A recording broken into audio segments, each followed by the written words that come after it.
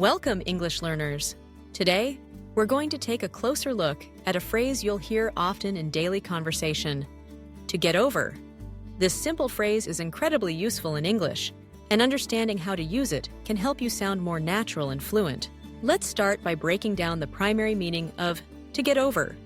At its core, to get over means to recover from something challenging, whether it's an illness, a difficult situation, or an emotional setback.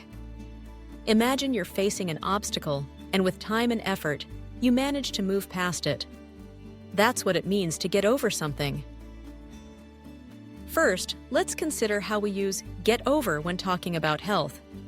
Imagine you're feeling unwell. Perhaps you caught a cold or had the flu. When you start feeling better and your symptoms go away, you've gotten over the illness. For example, you might say, "I had a terrible cold last week, but I'm finally getting over it."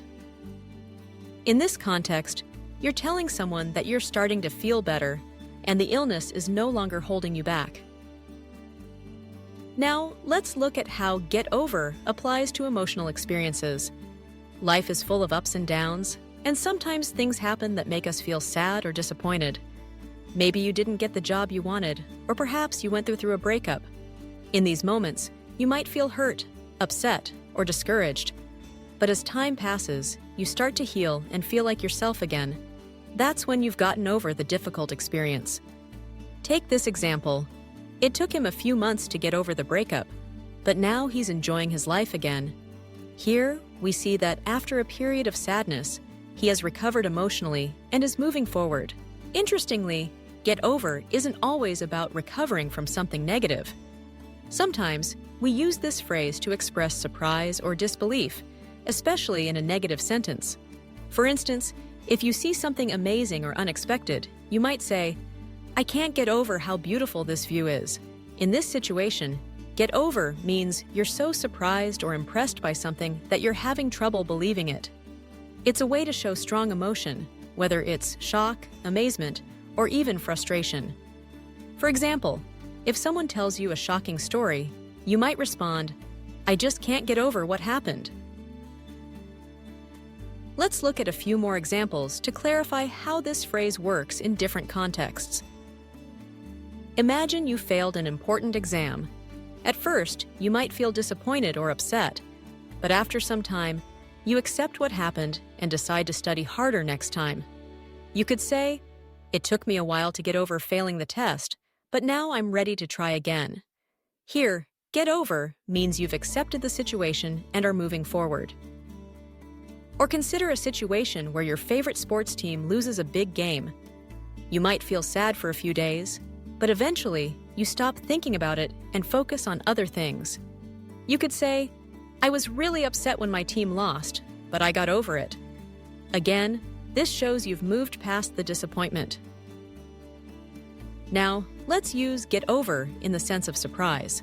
Suppose you see a friend's new car and it's much nicer than you expected. You might say, "I can't get over how amazing your new car is." This means you're very impressed and a little bit in disbelief. Let's not forget that get over can also be used to talk about overcoming fears or obstacles. For example, if someone is afraid of speaking in public, but with practice, they become more comfortable, you could say, "She finally got over her fear of public speaking." In this case, get over means to conquer or defeat a challenge.